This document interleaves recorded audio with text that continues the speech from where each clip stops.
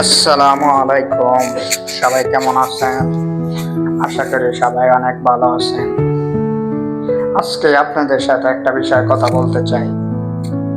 সেটি হচ্ছে আপনারা একটি গাড়ির বাজার লক্ষ্য করুন।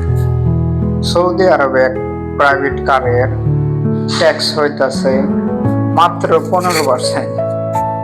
এখানে রাস্তাঘাটে আপনি যেখানে যাবেন শুধু গাড়ি দেখতে পাবেন, মানুষ দেখেন আর না দেখেন গাড়ি দেখতে পাবেন। মানুষের উন্নত জীবন ব্যবস্থা কত উন্নত হয়ে থাকে এখানে আসলে বুঝতে পারবেন। একজন মানুষের 4-5টা করে গাড়ি হয়ে থাকে।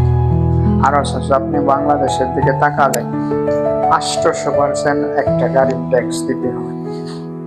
তাহলে হিসাব করেন কত টাকা এক্সট্রা দিতে হয়। একটা গাড়ি কিনলে 1 লাখ টাকা দিয়ে আপনার গাড়ির দাম হয়ে যায় 8 লাখ টাকা। তাহলে এবার হিসাব করেন বাংলাদেশের মানুষের গাড়ি কেনার স্বপ্ন তো দূরের কথা, দুঃস্বপ্নেও দেখতে পারে না যে আমি একটা গাড়ি কিনব। একটা গাড়ি কিনতে হইলে রাজনৈতিক দলের মতো চুরি করতে হয়, বড় বড় বিজনেসম্যানরা একটা গাড়ি কিনতে পারে। আর অথচ এখানে দেখুন রাস্তাঘাটে মাটিতে খালি মাঠে জেনে না হেলে গাড়ি ঘোড়া করে থাকে। মানুষের উন্নত জীবন কত উন্নত হয়ে থাকে।